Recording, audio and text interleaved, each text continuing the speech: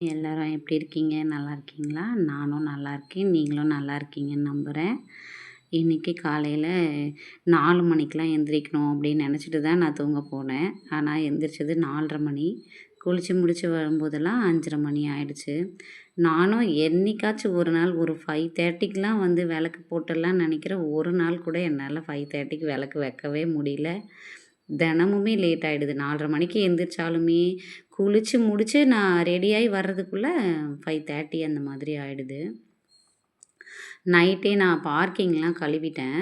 ஏன்னா வாரத்தில 2 நாள் திங்கட்கிழமை நைட்டும், வியாழக்கிழமை நைட்டும் நான் வந்து பார்க்கிங்க கழுவி விட்டுருவேன். வெளிய வாசல் மட்டும் எப்பவுமே காலையில தான் தண்ணி தெளிச்சு, கோலம் போட்டு, அதுக்கப்புறம் பூஜை பண்ண நான் வருவேன். அந்த மாதிரி தான் சாணி பவுடர் போட்டு த வெளிய ஏன்னா அது கையில தெளிச்சோன்னா கையெல்லாம் சாயம் பிடிச்சிக்குது. அதனால அப்படியே ஊத்தி நான் துடைப்பம் வச்சு தேய்ச்சி விட்டுருவேன். இப் அ அடுத்து வந்து பூஜை ரூமுக்கு வந்தாச்சு. விளக்கு ஏத்துறதுக்கான எல்லா வேலையும் பார்க்கணும். பூவெல்லாம் நைட்டே வச்சு விட்டுட்டேன். ஏன்னா காலையில லேட் ஆகுது அது அப்படின்றதுனால, சாமிக்கு நைட்டே ஃபோட்டோக்கு எல்லாத்துக்கும் பூ வச்சுட்டு, காலையில தான் வந்து பஞ்ச பாத்திரத்தில தண்ணி மாத்தி வச்சேன். தினமும் காலையில கண்டிப்பா பஞ்ச பாத்திரத்தில தண்ணி மாத்தி வைக்கணும். குலதெய்வத்துக்கு வைக்கிற தண்ணியில கொஞ்சம் மஞ்சள் போட்டு வைக்கணும். சாமிக்கு நெய்வேத்தியம் வச்சாச்சு. எப்பவுமே குலதெய்வத்துக்கு தனியா ஒரு சொம்பில தண்ணி வச்சு அதில மஞ்சத்தூளும், அந்த கற்பூரம், பச்சை கற்பூரமும், ஏலக்காய் பொடி, அதுக்கப்புறம் ஜவ்வாது இத எல்லோருமே வந்து வீட்ல வாங்கி கலந்து வச்சுக்கோங்க. விளக்கேத்துறோமா, விளக்குல எண்ணெயில போடலாம். அதே மாதிரி பஞ்ச பாத்திரத்தில தண்ணி வைக்கும்போது தினம் காலையில தண்ணி மாத்தி வச்சா போதும். ஈவினிங் மாத்தி வைக்க தேவையில்ல.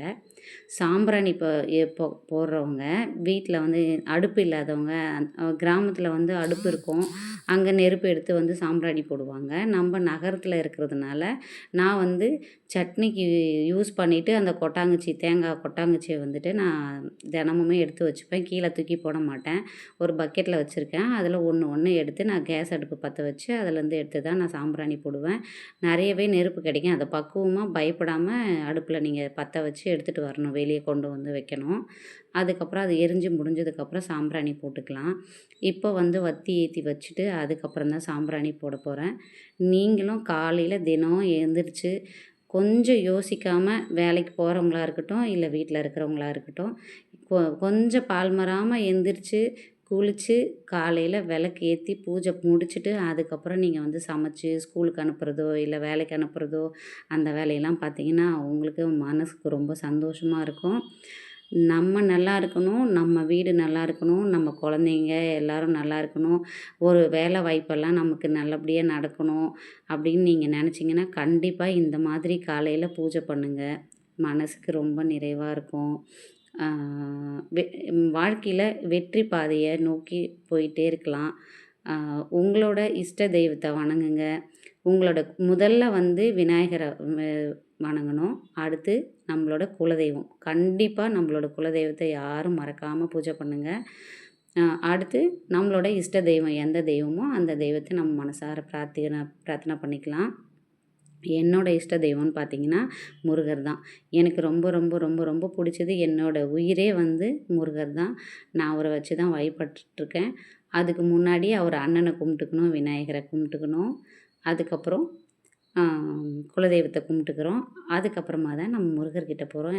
முருகரோட இன்னும் ஒரு பக்தர், தீவிர பக்தர்ன்னு பார்த்தீங்கன்னா, அவர் பாம்பன் சாமி. அவருமே எனக்கு ரொம்ப பிடிக்கும். இன்னைக்கு நான் வந்து ஒரு சொந்த வீட்ல இருக்கேன் அப்படின்னா, அதுக்கு காரணம் என்னோட முருகரும், என்னோட பாம்பன் சாமியும் தான்.